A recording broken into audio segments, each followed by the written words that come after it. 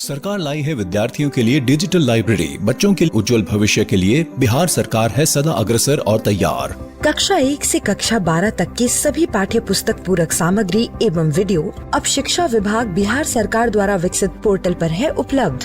अध्ययन सामग्री देखने के लिए BEPCLOTS.bihar.gov.in पर विजिट करें अथवा एंड्रॉइड मोबाइल पर गूगल प्ले स्टोर से E-LOTS ऐप डाउनलोड करें।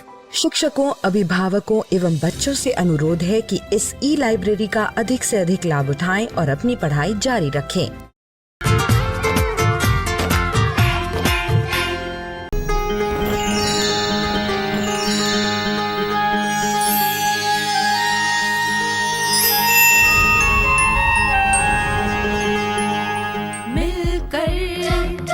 नई दुनिया मिलकर बनाए हम नई दुनिया, मिलकर जीत ले हम सारी दुनिया।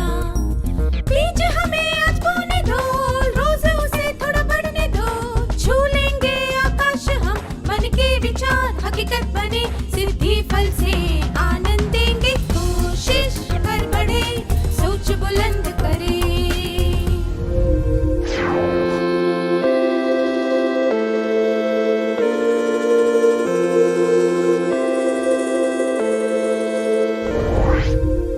नमस्ते छात्रों, क्या आप सब मजे में हैं? अच्छी बात है। क्या आपने कभी अभिनय किया है? मुझे यकीन है कि आप सब ने कभी ना कभी मूक अभिनय वाला खेल अवश्य खेला होगा। क्या हम मूक अभिनय वाला खेल अभी खेलें?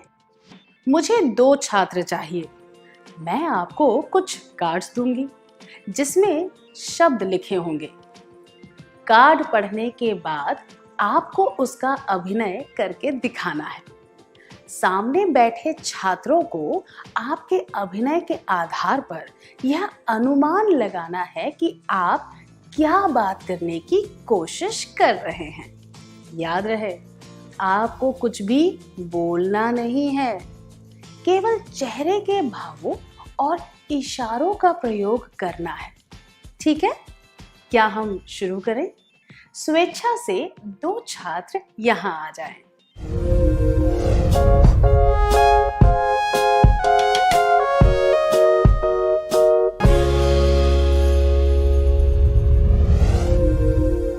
धन्यवाद, आपने बहुत अच्छा किया।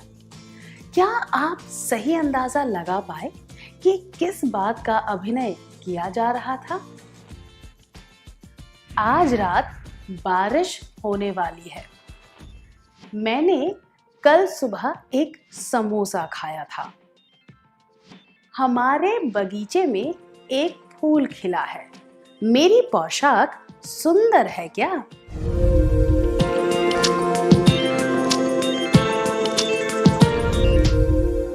दोनों छात्र इन वाक्यों का अभिनय करके बता रहे थे। क्या आपने किसी बात पर ध्यान दिया? कुछ जगहों पर हम ठीक से अनुमान नहीं लगा पा रहे थे कि वह क्या बताने की कोशिश कर रहे हैं। आपको क्या लगता है, ऐसा क्यों हुआ? आज हम इसी बात पर चर्चा करेंगे। हमारे दिमाग में हमेशा कुछ विचार चलते रहते हैं। हम चाहते हैं कि हम दूसरों के साथ इन विचारों के बारे में बात करें। कई बार इशारों का प्रयोग भी करते हैं, जैसे कि जब हमें किसी को बुलाना हो तो हाथ से इशारा करके हम उन्हें आने को कहते हैं। वैसे ही जब हमें पानी पीना हो तो हम अपना अंगूठा बाहर निकालकर मुट्ठी को बंद करके और मुंह के करीब ले जाते हैं, है कि नहीं? हमारे विचार दूसरों को बताने के लिए हम इशारों की तरह बातचीत और लेखन का भी इस्तेमाल करते हैं। आम तौर पर हम लेखन से ज्यादा बातचीत का प्रयोग करते हैं। भारत में साक्षरता का स्तर कम होने के कारण ज्यादातर लोग बातचीत के द्वारा ही विचारों का आदान प्रदान करते हैं। इसीलिए यह बहुत जरूरी है कि हम अच्छी तरह बात करना सीखें। इसी वजह से हम आज की क्लास में यह सीखेंगे कि ठीक से कैसे बोलते हैं। क्या हम शुरुआत करने से पहले एक गीत गाएं?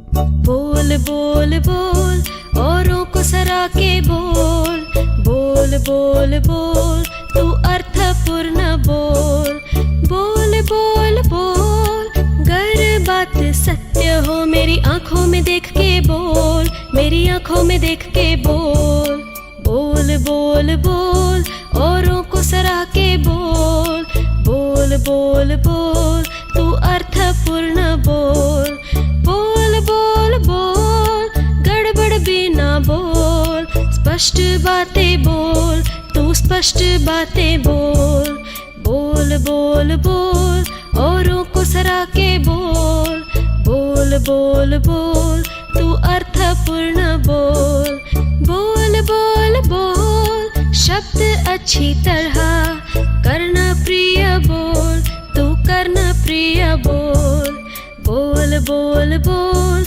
औरों को सरा के बोल, बोल बोल बोल तू अर्थपूर्ण बोल, बोल बोल बोल भाववाही आवाज से शुद्ध स्वर में बोल, तू शुद्ध स्वर में बोल, बोल बोल बोल औरों को सरा के बोल, बोल बोल बोल तू अर्थपूर्ण बोल, बोल बोल बोल अगर कोई बात हो तो सोच समझ कर बोल, तू सोच समझ कर बोल, बोल बोल बोल औरों को सरा के बोल, बोल बोल बोल तू अर्थपूर्ण बोल, बोल बोल बोल औरों को सरा के बोल, बोल बोल बोल तू अर्थपूर्ण बोल।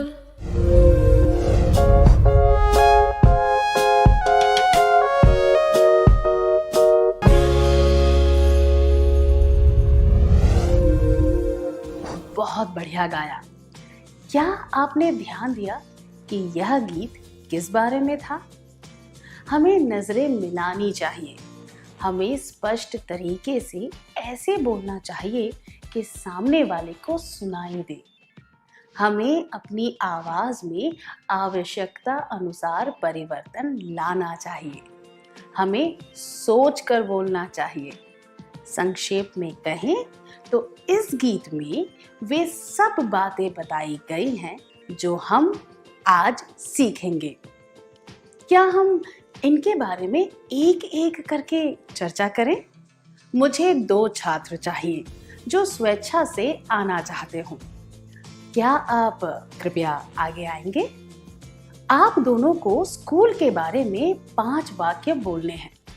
इस कार्ड पर लिखे हुए निर्देशों को ध्यान से पढ़ना है और बोलते वक्त आपको इन निर्देशों का पालन करना है।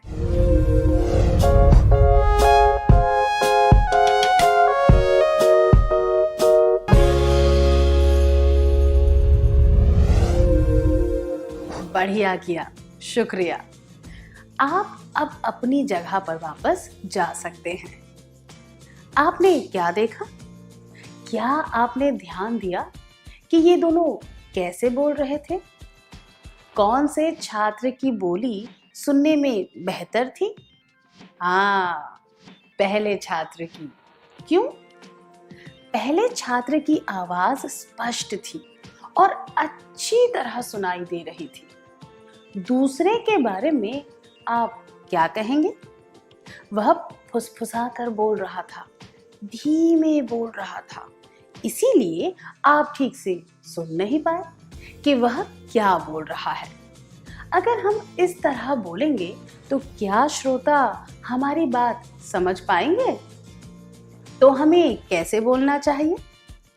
एक कहावत है, जैसा बोओगे वैसा काटोगे। इसका अर्थ है जैसा हम करेंगे वैसा ही फल मिलेगा। इसे हम बातों के संदर्भ में देखें तो जितने प्रभाव से हम बोलेंगे उतने ही प्रभाव से हम काम भी करेंगे। अगर हम चाहते हैं कि हमारी बातों का लोगों पर प्रभाव पड़े तो यह जरूरी है कि लोग हमारी बात सुने। आइए एक बार फिर से कहें, अगर हम चाहते हैं कि हमारी बातों का लोगों पर प्रभाव पड़े तो यह जरूरी है कि लोग हमारी बात सुने।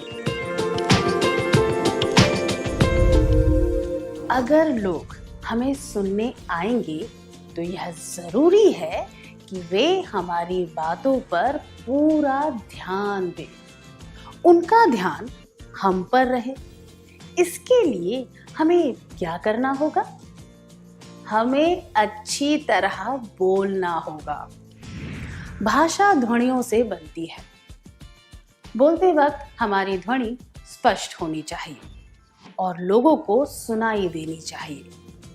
कुछ लोग बहुत ही धीमे बोलते हैं। मान लीजिए अगर मैं धीमी आवाज में फुसफुसा कर यह कहूँ, प्यारे छात्रों, हम आज यह सीखेंगे ठीक से कैसे बोलना चाहिए, तो क्या आप मेरी बात सुन पाएंगे?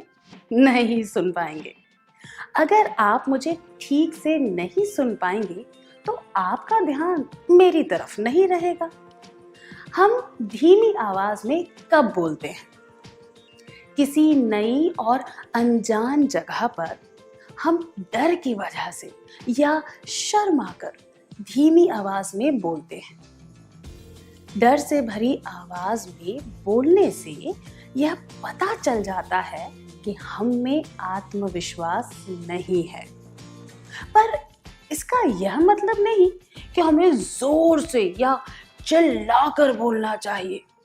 कई लोगों की आदत होती है कि वे राज रखने वाली बातों को भी जोर से बोलते हैं। अगर मैं चिल्लाकर कहूँ, प्यारे छात्रों, हम आज यह सीखेंगे ठीक से कैसे बोलना चाहिए, तो क्या आपको गुस्सा नहीं आएगा? आपको गुस्सा क्यों आएगा?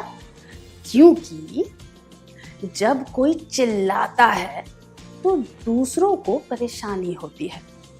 कोई व्यक्ति ध्यान लगाकर काम कर रहा हो तो उसमें विघ्न पड़ता है।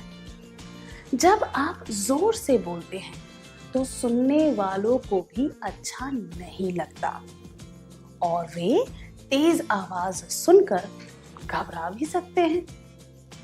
वैसे भी हम लगातार तेज आवाज में नहीं बोल सकते। इसीलिए यह ध्यान रखना चाहिए कि हम ना तो जोर से बोले और ना बहुत धीमे। आइए एक बार फिर से कहें, यह ध्यान रखना चाहिए कि हम ना तो जोर से बोले और ना बहुत धीमे। हम जोर से कब बोलते हैं? हम जोर से तब बोलते हैं जब हम बहुत उत्साहित होते हैं या गुस्से में होते हैं, या फिर जब हमें लगता है कि हमारी आवाज सुनाई नहीं दे रही। कभी कभी हम अपनी अज्ञानता, डर या चिंता को छुपाने के लिए या फिर किसी को डराने के लिए भी जोर से बोलते हैं। जब हम अपने डर को छुपाने की कोशिश करते हैं तो हमारे हाथ पांव कांपने लगते हैं, जिससे हमारी मानसिक स्थिति के बारे में पता चल जाता है। इसीलिए हमें अपना उत्साह दिखाने के लिए या डर, चिंता और अज्ञानता को छुपाने के लिए जोर से नहीं बोलना चाहिए। आइए एक बार फिर से कहें। हमें अपना उत्साह दिखाने के लिए या डर, चिंता और अज्ञानता को छुपाने के लिए जोर से नहीं बोलना चाहिए। ऐसी स्थिति में हमें नजरें मिलाकर बात करनी चाहिए। नजरें मिलाने से हमारी आवाज अपने आप कम हो जाती है और हम उचित ध्वनि में बात करने लगते हैं। अगर हमें तेज नहीं बोलना चाहिए और धीमी आवाज में भी नहीं बोलना चाहिए, तो फिर कैसे बोलना चाहिए? हमें सही आवाज में बात करनी चाहिए, जितनी कि सुनने वाले को स्पष्ट रूप से सुनाई दे और उन्हें आपकी बात समझ में आ जाए। आइए एक बार फिर से कहें। हमें सही आवाज में बात करनी चाहिए, जितनी कि सुनने वाले को स्पष्ट रूप से सुनाई दे और उन्हें आपकी बात समझ में आ जाए। उदाहरण के लिए अगर मैं कहूं, प्यारे छात्रों, हम आज की क्लास में यह सीखेंगे कि ठीक से कैसे बोलते हैं। क्या मेरी आवाज आपको स्पष्ट रूप से सुनाई दे रही है? यह आवाज स्वाभाविक भी लग रही है कि नहीं? हमें इसी तरह बोलना चाहिए। अब हम एक कार्य करेंगे। मैं चाहती हूं कि स्वेच्छा से कोई 2 छात्र आए और इस वाक्य को 3 अलग तरीकों से बोलकर बताएं। जोर से, फुसफुसाकर और सही आवाज में। यह वाक्य है, हमें पढ़ाई के अलावा खेलकूद और कला को भी महत्व देना चाहिए।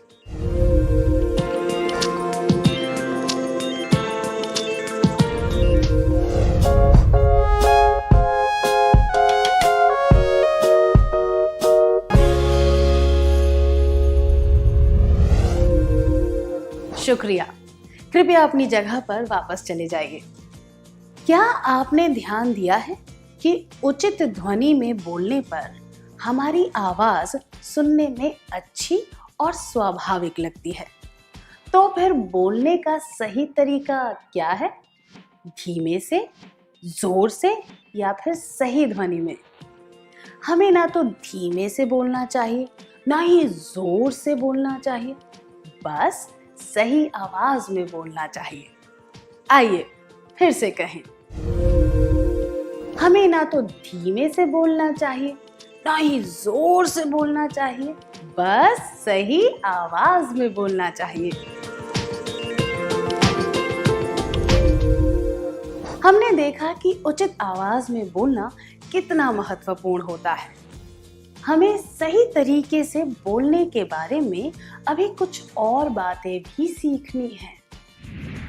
हमें अपनी आवाज को आवश्यकता के अनुसार बदलना चाहिए। हम एक ही तरीके से बोलेंगे तो श्रोता ऊब सकते हैं।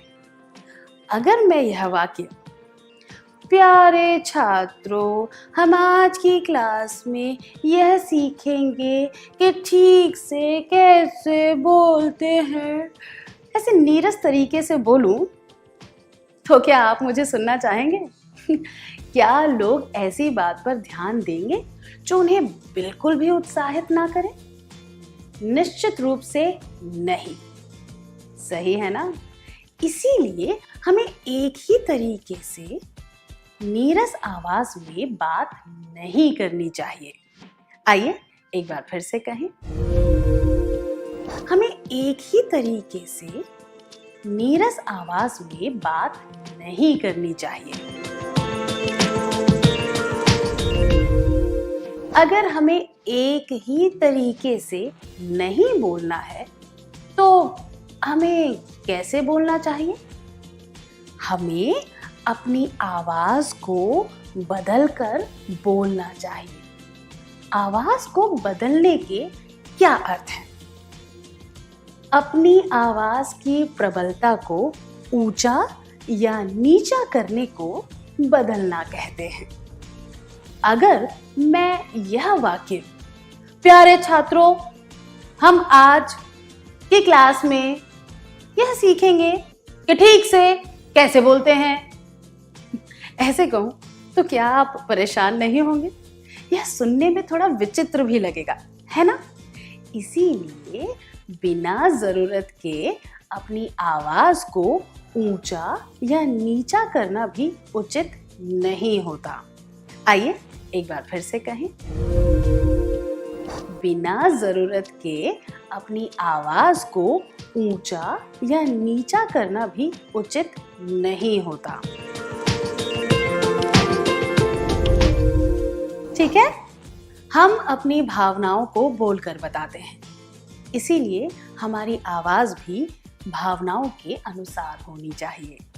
उदाहरण के लिए हमें यह वाक्य, प्यारे छात्रों, हम आज की क्लास में यह सीखेंगे कि ठीक से कैसे बोलते हैं, स्वाभाविक और उचित आवाज में ऐसे बोलना चाहिए। अब हमें एक कार्य करना है।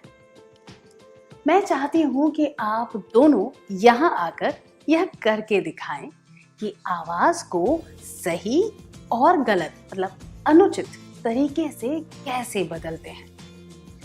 आपको इस वाक्य का प्रयोग करना है। हमें पढ़ाई के अलावा खेलकूद और कला को भी महत्व देना चाहिए।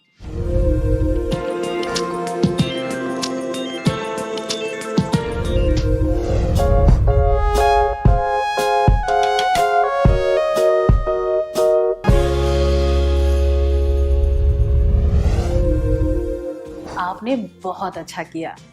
कृपया अपनी जगह पर लौट जाएं।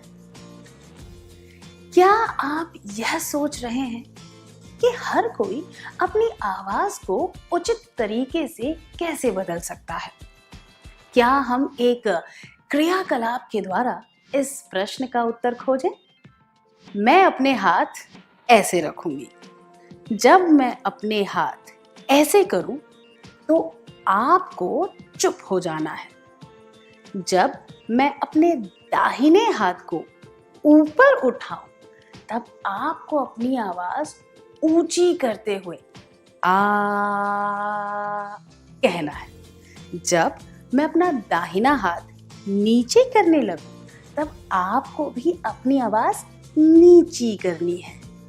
आप सबको एक साथ अपनी आवाज ऊंची या नीची करनी है। आपकी आवाज को ऊंची या नीचे करने की गति मेरे हाथ के ऊपर नीचे होने की गति के अनुसार होनी चाहिए। अगर किसी ने दूसरे के मुकाबले अपनी आवाज ज्यादा ऊंची या नीचे की तो वह बाहर हो जाएगा। समझ गए? मैं आपको दिखाती हूं कि यह कैसे करना है। आ आ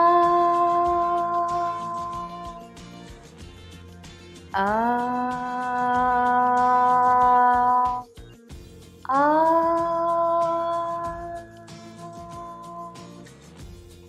आ आ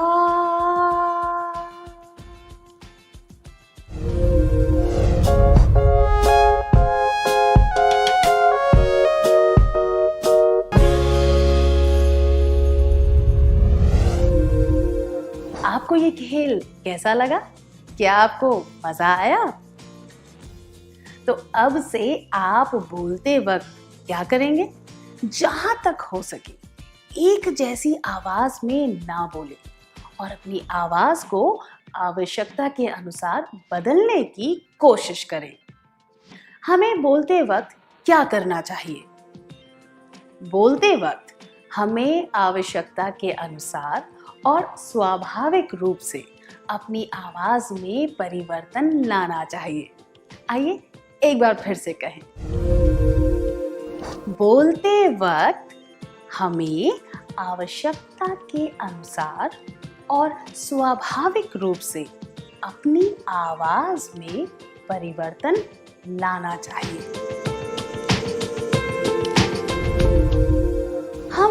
बोलते क्यों हैं? हम इसीलिए बोलते हैं कि लोगों को हमारी बात अच्छी तरह समझ आए।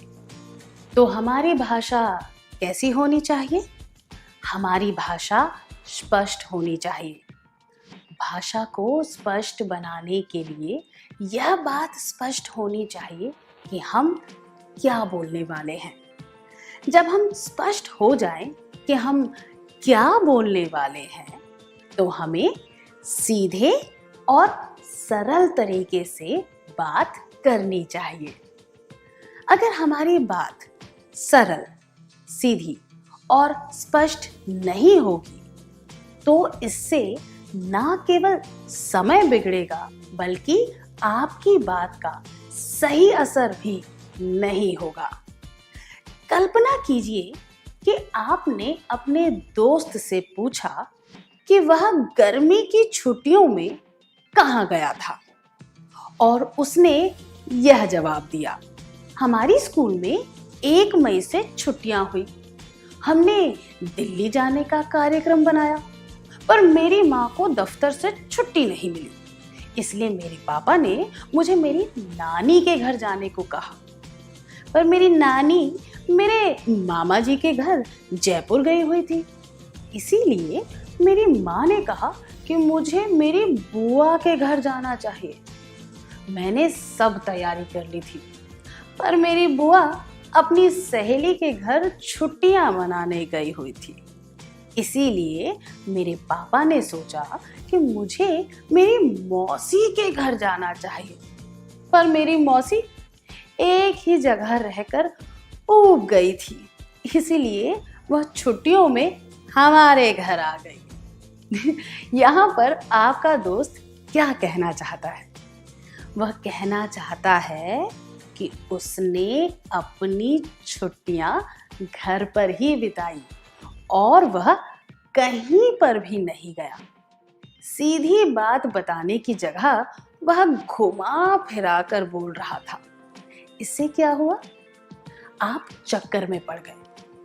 इसीलिए हमारी बात हमेशा स्पष्ट होनी चाहिए ताकि दूसरे भ्रमित ना हो। आइए एक बार फिर से कहें,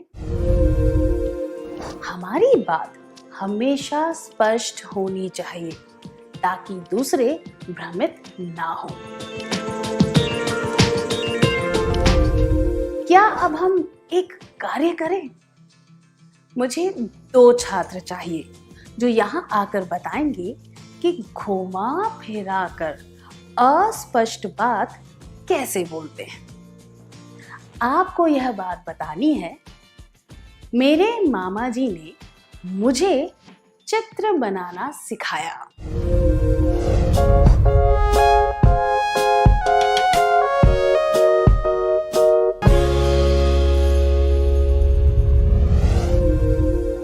शुक्रिया, कृपया अपने स्थान पर लौट जाएं। जब हम घुमा फिरा कर बात करते हैं, तब सुनने वाला तो भ्रमित होता ही है, साथ ही हमारा और दूसरों का समय भी बेकार जाता है, और ऐसा करने से हमारी काबिलियत और बात करने के गुण भी व्यर्थ जाते हैं। घुमा फिरा कर बात करने से सुनने वाले परेशान हो जाते हैं और ऊबने लगते हैं। इसीलिए बोलने से पहले हमें अपने दिमाग में बातों का अनुक्रम बना लेना चाहिए। इससे हमारी बात स्पष्ट होगी और हम जो बोलना चाहते हैं वह सुनने वाले को ठीक से समझ भी आएगा। क्या हम एक और क्रियाकलाप के द्वारा यह समझने की कोशिश करें? मैं चाहती हूँ कि कुछ छात्र यहाँ स्वेच्छा से आएं और 2 मिनट तक अपने गांव, शहर इसके बारे में बात करें। आप अपने गांव, शहर के बारे में जो बातें बताना चाहते हैं, उदाहरण के लिए उसका नाम, विशेषताएं, सुविधाएं इत्यादि, उन्हें सोचकर इकट्ठा करने के लिए आप 1 मिनट ले सकते हैं।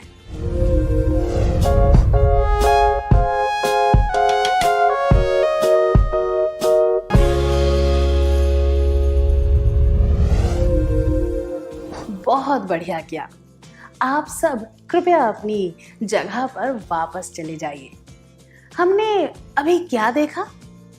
जब हम अच्छी तरह से सोचकर बोलते हैं तो हम आसानी से और स्पष्ट रूप से बोल पाते हैं। इसीलिए अगर हम बोलने से पहले अपने विचारों को एकत्रित कर लें तो हमारी बात स्पष्ट होगी और इससे समय भी बचेगा। तो हमें किस तरह बात करनी चाहिए? हमारी बात सीधी, सरल, स्पष्ट और संक्षिप्त होनी चाहिए। आइए हम सब मिलकर कहें। हमारी बात सीधी, सरल, स्पष्ट और संक्षिप्त होनी चाहिए। अब हमें एक और कार्य करना है। क्या 2 छात्र स्वेच्छा से आना चाहेंगे? आज आपका जन्मदिन है। आपको उसे जन्मदिन की शुभकामनाएं देनी है, पर एक शर्त है। शुभकामना देते वक्त आपको उसकी तरफ नहीं देखना है। आप दोनों की पीठ आमने सामने होनी चाहिए। समझ गए? क्या आप तैयार हैं? शुरू करिए।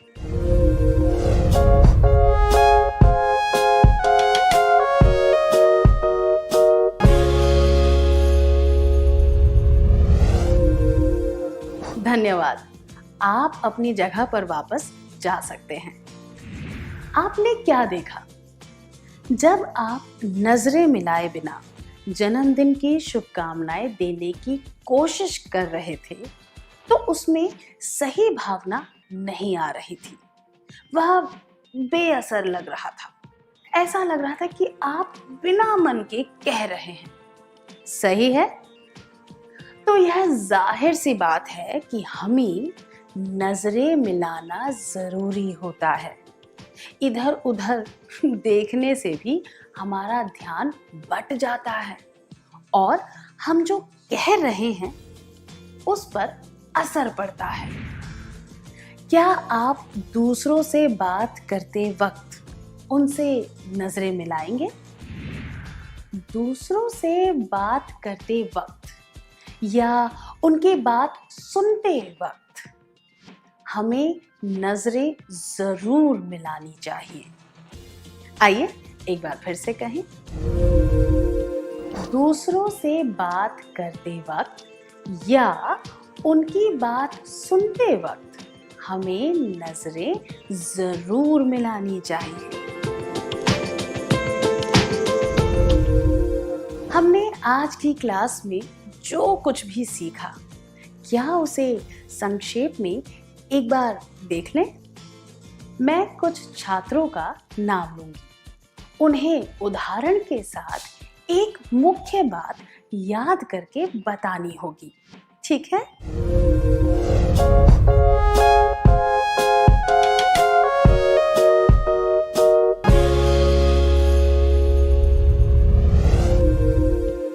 हमें स्वाभाविक रूप से बात करनी चाहिए, ना तो जोर से बोलना चाहिए, ना ही फुसफुसाना चाहिए।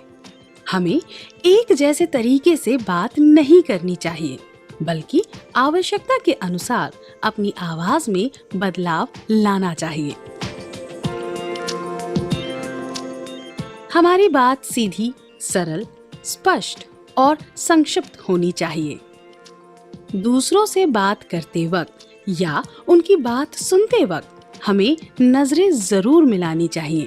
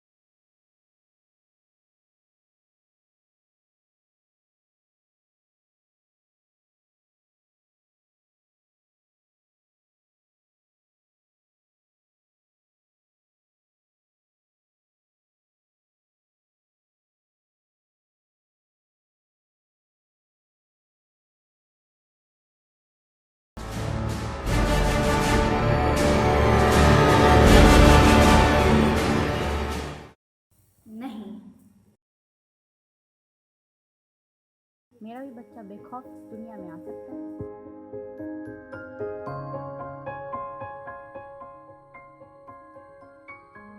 हाँ, वो आ सकता है, वो जरूर आएगा जब इस आज़ादी में उसके पास होंगे उसका बाल अधिकार।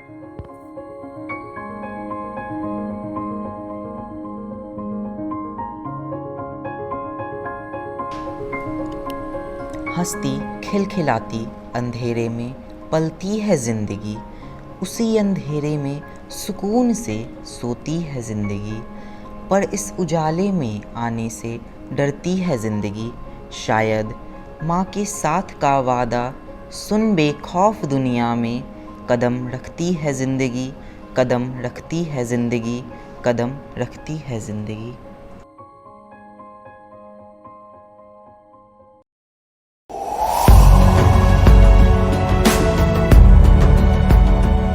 छठी से 10वीं कक्षा के विद्यार्थी ध्यान से सुने, खास आपके लिए हैं इंस्पायर अवार्ड्स मानक।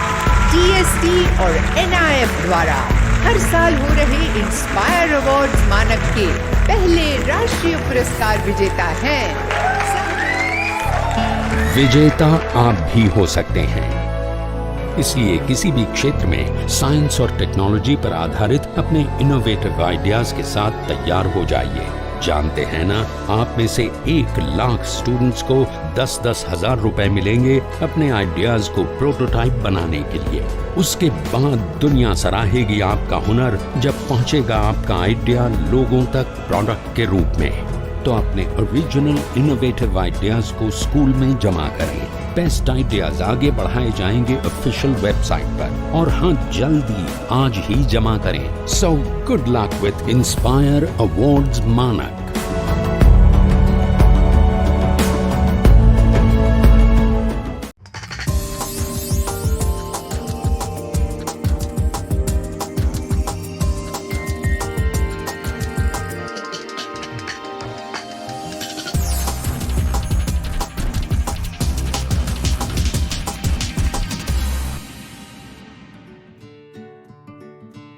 संजय गांधी जैविक उद्यान जू आउटरीच प्रोग्राम में आज हम किसी जानवर के एनक्लोजर के पास नहीं चलेंगे, हम चलेंगे जानवर के बच्चे के पास। संजय गांधी जैविक उद्यान के सफल प्रबंधन और देखभाल का ही नतीजा है कि आज यहाँ मौजूद लगभग सभी जल, थल और आकाश में रहने वाले जानवरों का प्रजनन हुआ है। सबसे पहले हम बात करेंगे गेंडा के बच्चे की। संजय गांधी जैविक उद्यान में अभी कुछ दिन पहले ही एक गेंडे का जन्म हुआ है। भारतीय मादा गेंडा साल के किसी भी महीने में गर्भधारण कर सकती है।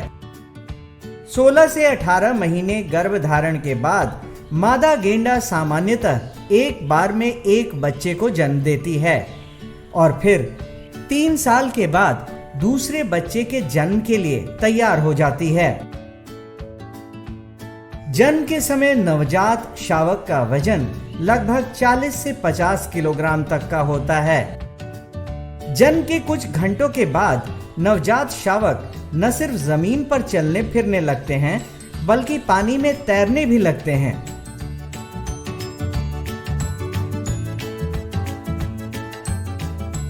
नर भारतीय गेंडा लगभग 10 साल की उम्र में प्रजनन योग्य हो जाते हैं। वहीं मादा गेंडा 9 से 10 साल की उम्र में प्रजनन योग्य होती है। बच्चे को संभालने का काम मादा गेंडा करती है, जबकि नर गेंडा अपने आधिपत्य क्षेत्र की रक्षा करता है।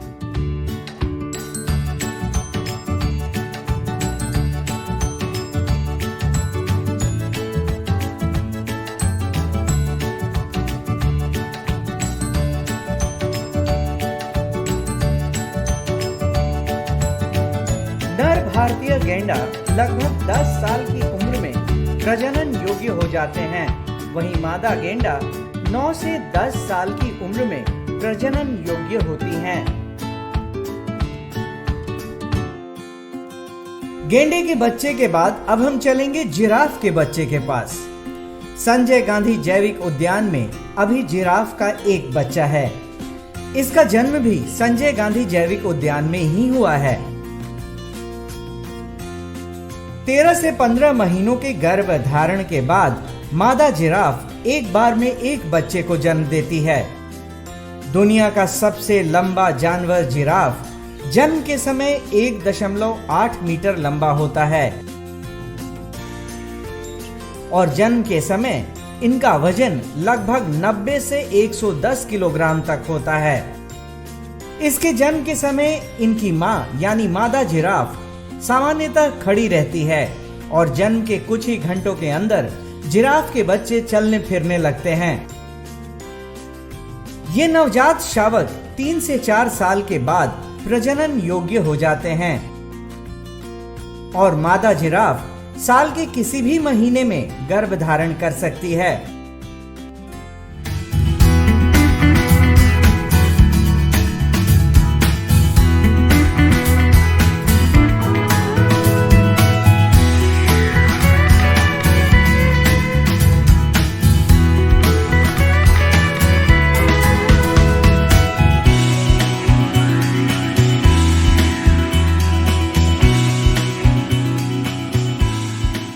जिराफ के बच्चे के बाद अब हम बात करेंगे भालू के बच्चे की। संजय गांधी जैविक उद्यान में अभी भालू के बच्चों की संख्या 2 है। दोनों बेहद चंचल, चालाक और स्वस्थ हैं। मादा भालू साल के किसी भी महीने में गर्भधारण कर सकती है। लगभग 7 महीने यानी 210 दिनों के गर्भधारण के बाद मादा भालू एक बार में 3 से 4 बच्चों को जन्म देती है, जो देखने में बेहद खूबसूरत लगते हैं।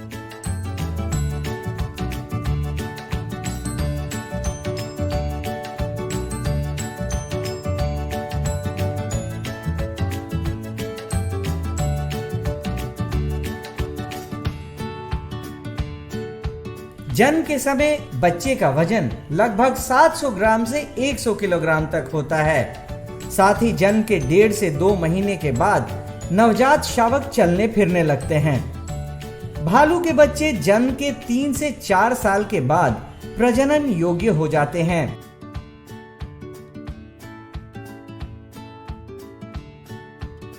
किसी भी जू के सक्सेस का उसका जो मैनेजमेंट का पैरामीटर है वो उसके ब्रीडिंग से देखा जाता है। और इसमें पटना जू काफ़ी लकी है कि यहाँ जितने भी स्पीसीज़ हैं उन सबों में लगभग ब्रीडिंग काफ़ी अच्छी ब्रीडिंग हो रही है। और जो ब्रीडिंग का मेन पर्पस है या हम लोग उसको साइंटिफिकली मैनेज करते हैं कि इन ब्रीडिंग ना हो पाए, उसका जितने भी साइंटिफिक पैरामीटर्स हैं उसको हम लोग ध्यान देते हैं। और ये कोशिश करते हैं कि जो भी नए बच्चे हो रहे हैं वो हेल्दी रहें, उनके अच्छे से केयर हो सके। हम लोग कंफर्म हो जाते हैं कि सक्सेसफुल मेटिंग हुआ है एनिमल का, तो उसके बाद उनका रिकॉर्ड कीपिंग और एक लंबा एक्सरसाइज होता है जो उन पे ध्यान देने के लिए किया जाता है, जिसमें जो डॉक्टर की टीम होती है उनके प्रेगनेंसी पीरियड में पूरे उनका मेडिकेशन से लेकर हर एक चीज़ों पे ध्यान दिया जाता है और ध्यान रखते हैं। और जब उनका डिलीवरी का टाइम नज़दीक आता है तो उनके इनक्लोजर्स में सीसीटीवी कैमरा या इसकी व्यवस्था भी की जाती है। संजय गांधी जैविक उद्यान में आने वाले दर्शक इन जानवरों को अपने मां के साथ देखकर बेहद खुश होते हैं। आज के कड़ी में बस इतना ही। कल फिर मिलेंगे पटना जू शो में एक नए एनक्लोजर के पास एक नए जानवर के साथ। तब तक के लिए नमस्कार।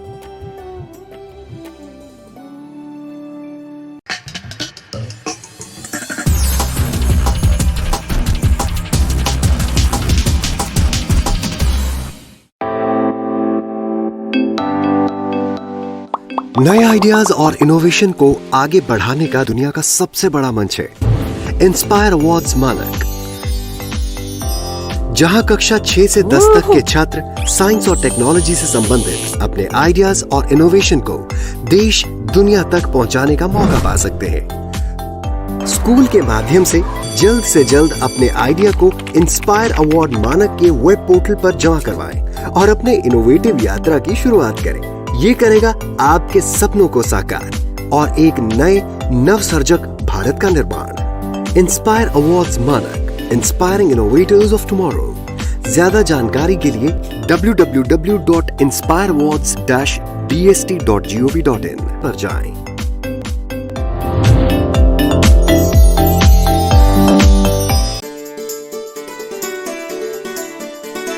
डर से नहीं तैयारी से आगे कदम बढ़ाना है। रुकी जिंदगी में चहल पहल वापस फिर से लाना है। धोकर हाथ पहन कर मास्क सुरक्षित जीवन चलाना है। सुरक्षित जीवन चलाना है। डर कर नहीं तैयारी से आगे कदम बढ़ाना है। डर कर नहीं तैयारी से आगे कदम बढ़ाना है। रखेंगे 2 गज की दूरी, सबको पौष्टिक आहार खिलाएंगे, बच्चों और बूढ़ों का करेंगे ख्याल। रोगी नहीं, रोग से लड़ कोरोना को हराएंगे। स्वास्थ्य केंद्र फिर से खुल गए, जिनका लाभ उठाना है। रुकी जिंदगी में चहल पहल वापस फिर से लाना है। धोकर हाथ पहन कर मास्क, सुरक्षित जीवन चलाना है, सुरक्षित जीवन चलाना है। डर कर नहीं तैयारी से आगे कदम बढ़ाना है, डर कर नहीं तैयारी से आगे कदम बढ़ाना है। टीकाकरण की शुरुआत हो गई है, पर पहले की तरह हमें मास्क लगाना और 2 गज की दूरी बनाए रखना अभी भी जरूरी है। स्वास्थ्य विभाग और सूचना एवं जनसंपर्क विभाग बिहार सरकार द्वारा जनहित में जारी।